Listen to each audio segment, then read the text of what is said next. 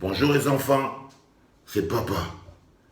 Dis donc, j'ai suivi comme vous la vague d'indignation suite à l'affaire du jeune Kevin qui en ce moment subit les affres de la prison de Kondengui à 18 ans seulement pour une sordide affaire. Je voulais que vous restiez très éveillés. Je voulais que vous, peuple camerounais, vous appreniez à éviter d'être manipulés. Évitez la manipulation. Je vois cette grosse vague d'indignation et vous ne vous posez pas la question, pourquoi en ce moment? Pourquoi cette histoire et cette vague d'indignation en ce moment? Ça s'appelle créer l'affaire dans l'affaire.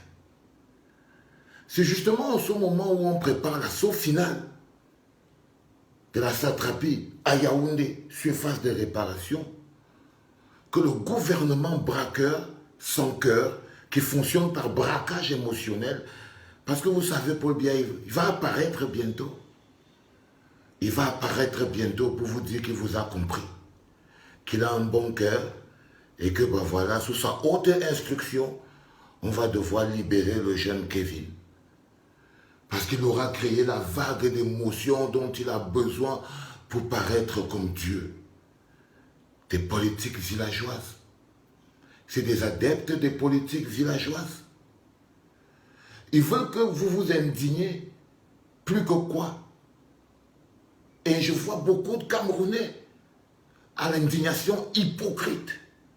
Parce que votre indignation elle ne me touche pas. J'ai l'impression que vous faites un show. J'ai l'impression que vous faites un show. Une femme a été assassinée dans la maison d'un sous-préfet ou un préfet, je ne sais pas ce qu'il est, par ce monsieur. Elle est enterrée aujourd'hui et le monsieur il travaille toujours. Vous ne vous êtes pas indigné. Une gendarmette a assassiné un monsieur, un jeune. Vous ne vous êtes pas indigné. Ce n'est pas votre problème. Monique Koumatekel, ventre éventré devant l'hôpital à Kentini.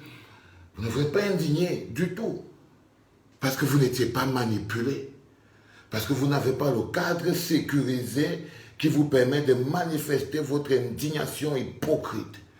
Vous préférez vous indigner sur des choses qui ne risquent pas de vous perturber. Oui. L'arrestation du jeune Kevin est une honte pour le Cameroun. Mais c'est surtout une honte pour ces gens qui manipulent l'esprit des Camerounais avec des mécanismes comme cela.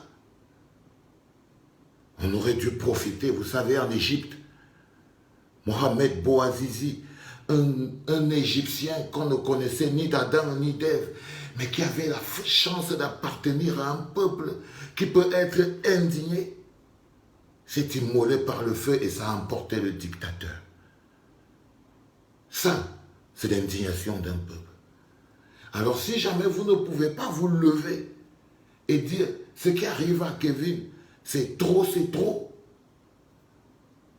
c'est parce qu'on vous a volé ce truc, ce feu, cette énergie qui fait qu'un peuple, quand il se met debout, même les plus grosses dictatures tremblent. On est en train de se faire manipuler. Parfois le gars meurt. Il se réveille quelque temps après pour apparaître comme Dieu. Parce qu'il sait que ce sont les éléments qui doivent pianoter dans votre cerveau. Là, ils ont créé l'affaire dans l'affaire.